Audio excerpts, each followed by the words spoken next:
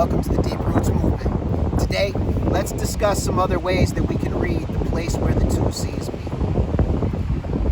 The Quran is a very unique book, and too often people have insisted on a singular reading of the Quran, a limited reading, as if they could limit Allah and limit the words of Allah by imposing self-limiting definitions and interpretations of such a very, very sacred scripture. The words of Allah, we should approach to seek the deepest meaning possible, the most practical applications possible. So, in order to do that, we should not limit ourselves to a literal interpretation, to a literal reading, nor should we overindulge in symbolic readings, but we should include both. We should have a full toolkit, and we should be able to read the Quran holistically in order to seek the truth and get as close to the truth as possible, contextually, depending on the specifics of our situation.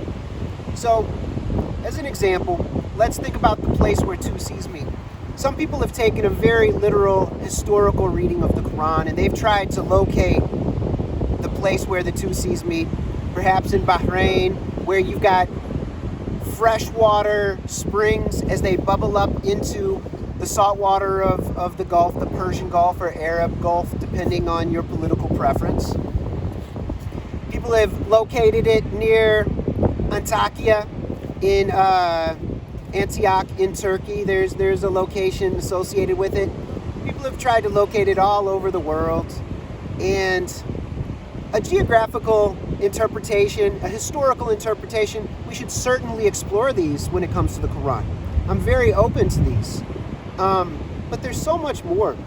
For instance, if we're going to think about geography, then we need to think about places where two seas literally meet. One area that has been speculated upon is the area where Anatolia in Turkey meets Thrace at Istanbul. And so you've got the Black Sea on one hand meeting the Mediterranean Sea on the other through the Bosphorus, and two pieces of land meeting one another. So Europe and Asia are meeting at this point. This is a very interesting consideration because we've got seas of soil. What do you mean seas of soil, brother?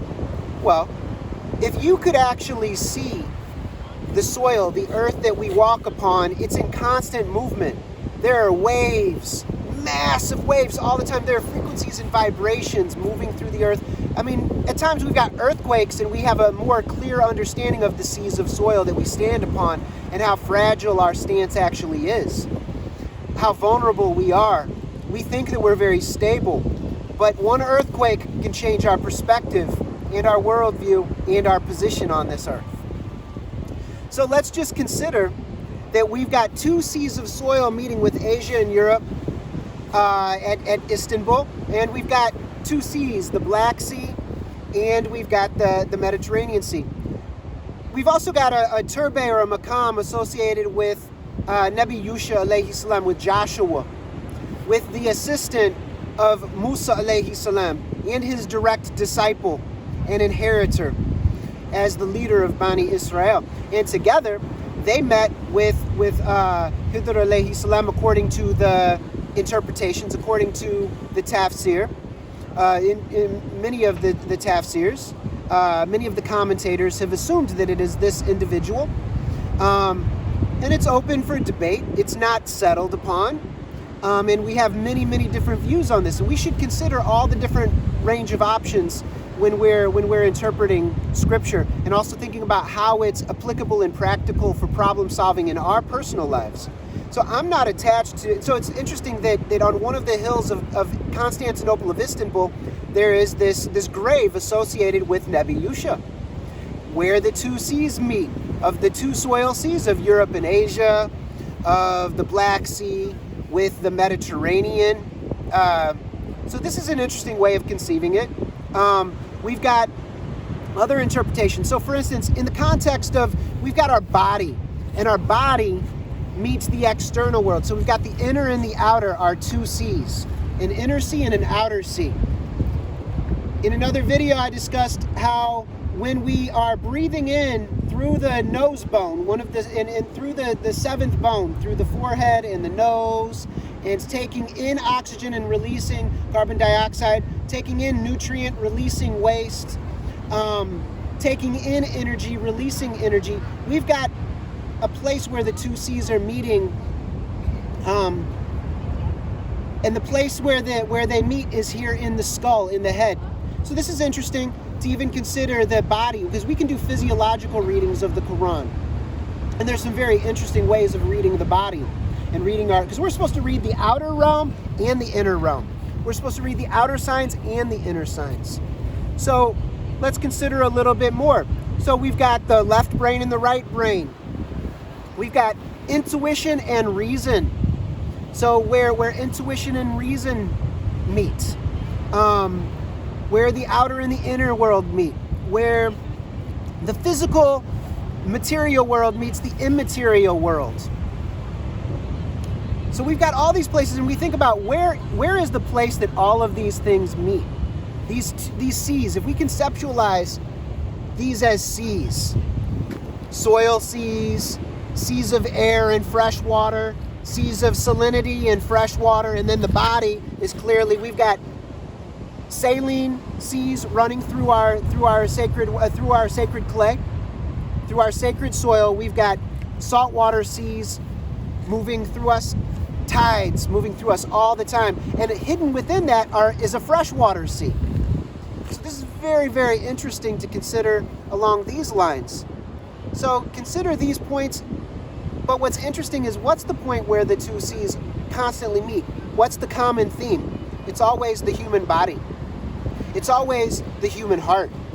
The heart is the mind within the mind. You do have, we generally consider this to be the heart region because we have our physical heart, we have a heart resonance at this point. There are many ways of considering this. I'm not attached to any of them. I believe that we should remain academically agnostic. I'm not talking, people usually associate the word agnostic with not knowing about Allah, and it's associated with atheism. But I'm saying that academically, we should consider that we really should not be overly attached to any conceptualizations because it's wrong-headed and it leads to a lot of problems. We should stay open and flexible. We should go egoless flow state as we seek truth, because we're talking about how do we seek truth. And I can be academically agnostic and acknowledge that that truth is real. I know truth is real. I've had too many experiences that show me that truth is real, and that kun is infused within everything outside of us and within us, and everything is a means to draw near to Allah. And we've got this body that is a gift. We've got this breath that is a gift. So I want us to consider these things and consider that the two C's might not mean what you have been led to believe. And if we are to go along with what scholars said 1,000 years ago, then we limit ourselves potentially. If we shut the future generations off from collecting and sifting data, then that's theft of the highest order. We should never steal from the future generations. And we should not prevent people in our current generation from seeking truth ever. That's devilry. And that's deeply unhealthy and problematic. So just consider that a holistic way of approaching life and thinking about the world around us and within offers us more ways to approach Allah subhanahu wa ta'ala. So I want us to just have the best toolkit possible as we move forward. So we'll be thinking about this more in the future, inshallah. But until then, assalamu alaikum wa rahmatullahi wa barakatuhu.